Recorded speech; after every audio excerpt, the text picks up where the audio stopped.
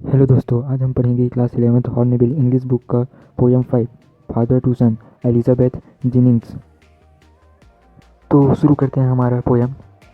I do not understand this child though we have lived together now in the same house for the years.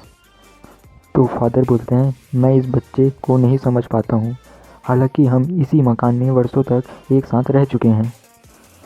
I know nothing of him, so try to build up a relationship from how he was when small।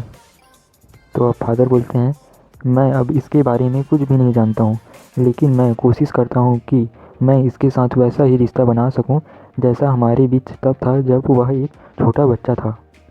The seat I spent or sown it where the land is his and none of mine. Father बोलते हैं कि जिस पर मैंने सब कुछ खर्च कर डाला, क्या मैंने उसे ऐसे स्थान पर बो दिया जहाँ ज़मीन उसी की है और मेरा उस पर कोई अधिकार नहीं है। We speak like strangers, there no sign of understanding in the air. Father बोल रहे हैं कि हम एक दूसरे से अजनबियों की तरह बात करते हैं, इस माहौल में परस्पर समझ का कोई चिन्ह भी नहीं है। This child is built to my design, yet what he loves I can not share. Father बता रहे हैं, यह बच्चा मेरी इच्छाओं के अनुसार पला पोसा गया है, लेकिन इसे जो कुछ पसंद है वह मुझे पसंद नहीं। साइलेंस सराउंड्स अस, चारों ओर शांति एवं चुप्पी हमें घेर रही है। We would have him prodigal returning to his father's house, the house he know rather than see him make and move his world. मैं उसे धन का फिजूल खर्ची करने वाले व्यक्ति के रूप में भी सहन कर लूँगा।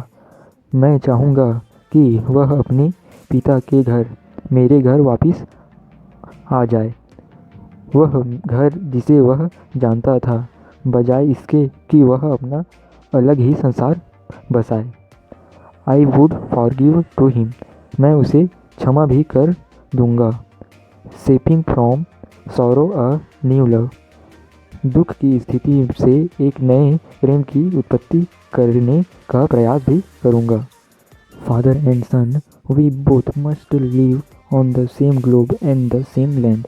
ही speaks, I can not understand myself why anger grows from grief.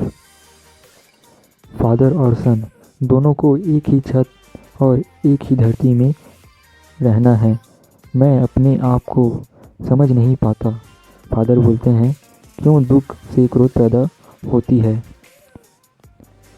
We each put out an empty hand, longing for something to forgive.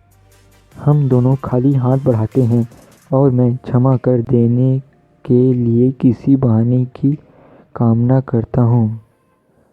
Thank you for watching, please like and subscribe.